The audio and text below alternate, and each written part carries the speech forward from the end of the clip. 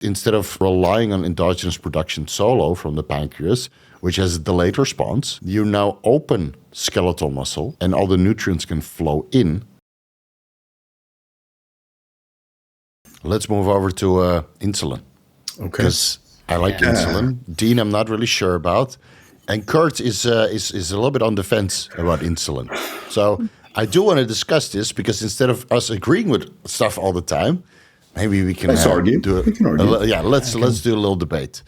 So Kurt, what's your stance on insulin? Exogenous insulin, that is. The short story.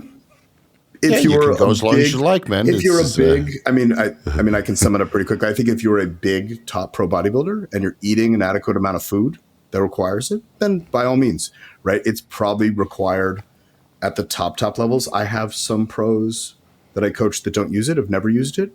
Mm-hmm. I have other pros that use a significant amount, and I have one pro who is actually sick of using it. And so we're trying to change some things about what he does daily so it reduces his need for it.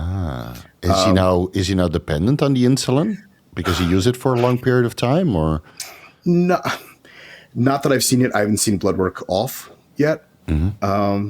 He's healthy otherwise. I think he's just sick of the way he feels on it, the relying on it, eating that much food. Part of the problem is he's training twice a day, every day, 6 days a week. So he's burning thousands of calories a day just moving. So it requires then his calorie intake needs to be ridiculously high. Right. So where we actually started was reducing his training load to reduce his calorie need so we could bring that down, and then he needs less insulin. We're going to start there. Whether he'll fully be able to come off while competing at this is a guy that goes to the Olympia. If he can fully come off, I don't know. How's his lipase, amylase, the pancreatic enzymes? Are those all normal? Yeah. Yeah, so his pancreas is functioning normally, but he's used insulin because of his training volume, and his carbohydrate intake is probably sky freaking high, so you do need a little bit of pancreatic support in that sense. Yeah, and then reducing the training volume and reducing the food and thus the insulin requirement. Like, did you ever recommend like beta blockers to kind of bring people's metabolism down? Because that's one of the ways I used to do it for the guys that had very high food demands. Interesting. But you would blunt fat burning though, wouldn't you? Yeah, of course. So you would only do it during the off season. Okay, that's interesting. So instead of increasing the food again and maybe adding in thyroid hormones, you would just slow the heart rate. The metabolism down. Slowing the metabolism down. Okay. Yeah. So instead of Periactin or MK677, right? Once you leverage all options, and physically you can't eat more than 5,000, 6,000, 7,000 calories. And of course, all these simple sugars, might also not be a good idea for visceral fat buildup, regardless of how healthy supposedly the carbohydrate sources that you have, and minimizing fat during that time. Just slow the heart rate down, reduce the sympathetic drive. And you take Nabivolol in the morning or propanolol once or twice per day, depending on if the beta blocker reduces, training output. That would be like the last vector you look into to push people past a certain body weight without increasing their food intake. So instead of upregulating them during contest prep with DNP, you downregulate it. That's pretty cool. And it's worked quite well in the past for some of my guys. But of course, that's not the topic at hand. We're talking about insulin. Yeah. So what? At the highest level, at the highest level, I'm not opposed to it at the highest level. I think that where I see the problem is the guys that are following this supposed new healthy method, right, where they're running really, really low doses of androgens, right, and they're adding insulin like immediately, or they're automatically using insulin with growth hormone. Like that thought process to me is really outdated. It's like running T4 with GH for no reason. Right, just because you read it somewhere, and just because medically we see there's a lot of issues with insulin. It's dangerous. It's one of the few things that we do as a community that can kill us or cause serious harm if misused. Right, and it's not necessarily sparing the pancreas either long term. I agree. Used in non-diabetics, and I think that's where people go wrong. They cite these studies that are done in diabetic people. That's a different scenario. There's not a lot of research done on non-diabetics with insulin because it's not ethical. It's not needed.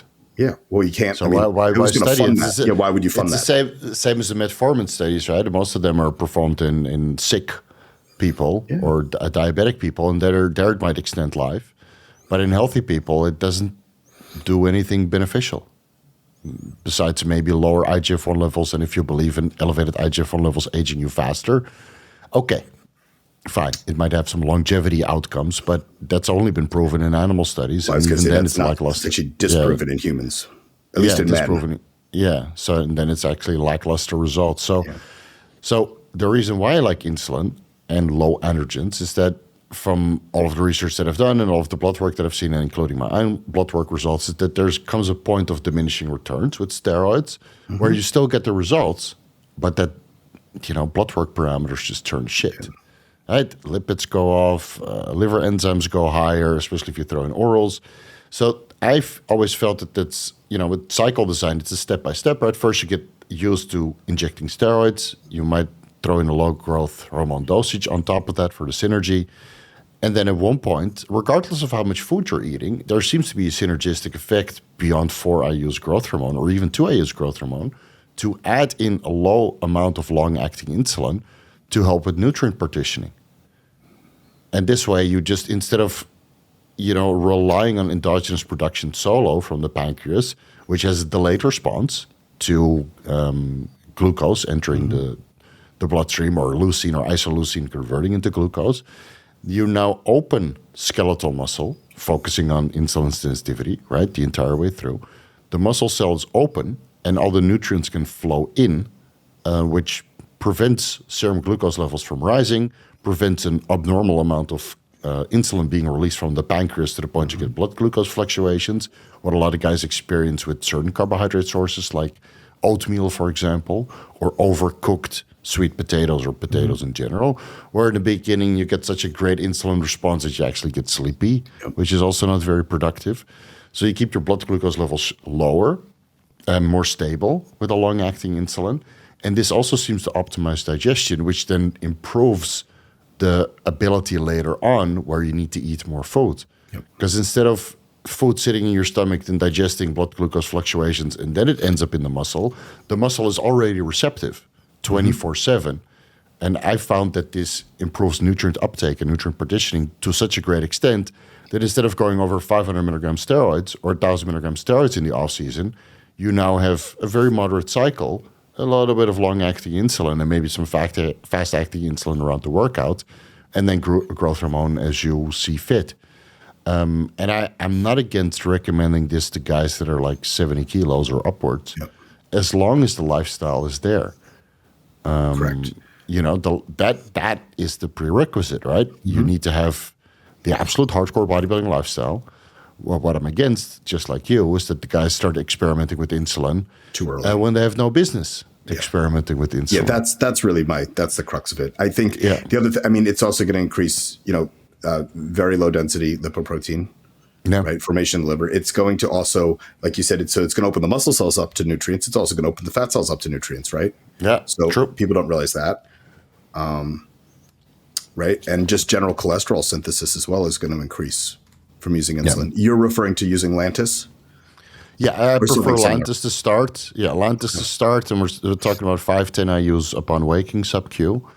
And then, of course, as the caloric intake during the off-season goes up and people get more experience, then you might ramp up the dose with 5 IU increments every day or every other day. So some guys might end up at 25, some guys might end up at 50, but when you're at 50 IUs of Lantus, you're a pretty fucking hardcore bodybuilder with no life besides bodybuilding, injecting and eating and sleeping, So I topped out at one point at 50 IUs.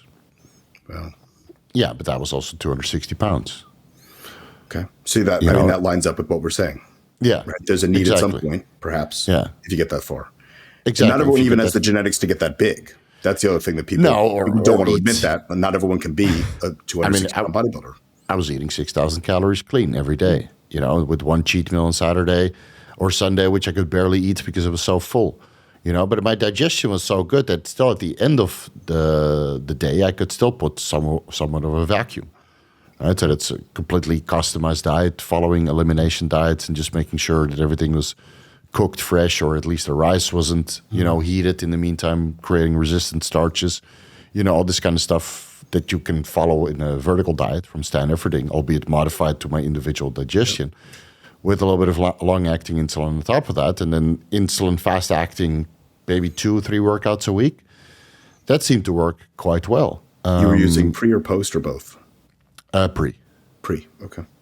Yeah, with intra-workout nutrition. So that's high-brand cyclic dextrins, essential amino acids, a little bit of glycerol, and a little bit of creatine. And then you have to space that out because otherwise you get too much water in your stomach. Yeah. And then a customized electrolyte. So that's a normal, like a cookie-cutter electrolyte formula plus extra sodium and a little bit of extra magnesium to help with dilation of the blood vessels, but not so much potassium because generally the potassium kind of leaks from skeletal muscle when you're training intense.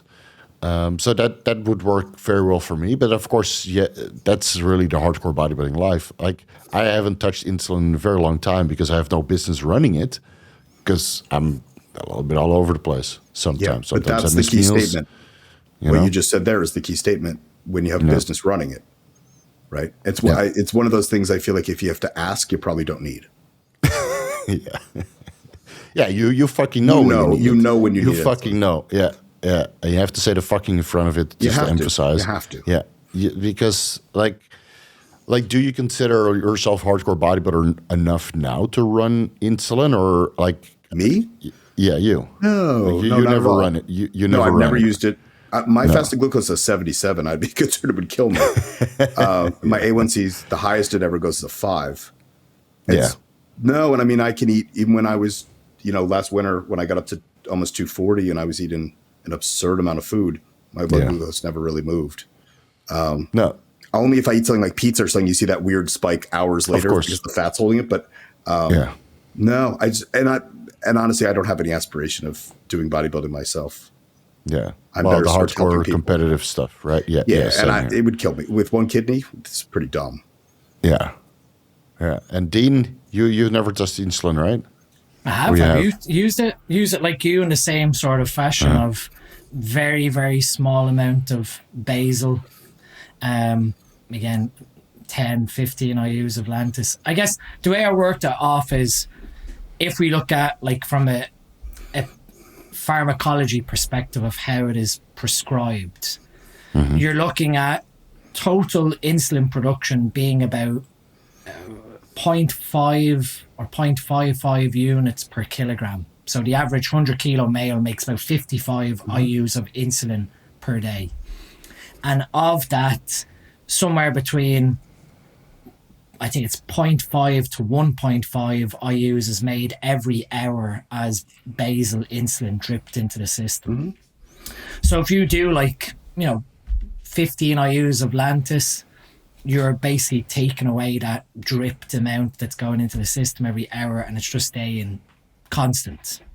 So from obviously the whole thing about prolonging the longevity of the Langerhans from using basal insulin, yes, there's some flaws to it. But from a nutrient perspective, like what you said, Steve, you're just maintaining that basal insulin in the background so that the only thing that your body now needs to secrete insulin in response to is meal times. Yeah. So you're using that as a background control and then letting the pancreas pulse out what it thinks it needs based on the deficit from the basal response. I guess where I, disagree with insulin use, and we're probably all going to agree here, is picking a dose like 15 IUs of insulin and chasing it with a carbohydrate meal. Literally just like bang insulin in and chase that blood sugar response with how much food can I physically get in to stop me dying. Yeah, this is what they did in the 90s, and this is where all the bloated stomachs came from because Coach XYZ would say you need 20 IUs fast-acting insulin pre-workout, and they would drink 200 grams of glucose to chase it. And so, we know at this point 1 IU roughly controls, roughly about 10 grams of carbohydrate load. So, if you are having an intra-workout drink with 30 or 40 grams of cyclic dextrin, then, 2 or 3 IUs of quick-acting insulin before you train is just taking your pancreas out of the equation. When that spikes, the glucose you're drinking in your bloodstream is just being shuttled away for glycogen synthesis post-workout. So it's helping with post-workout recovery.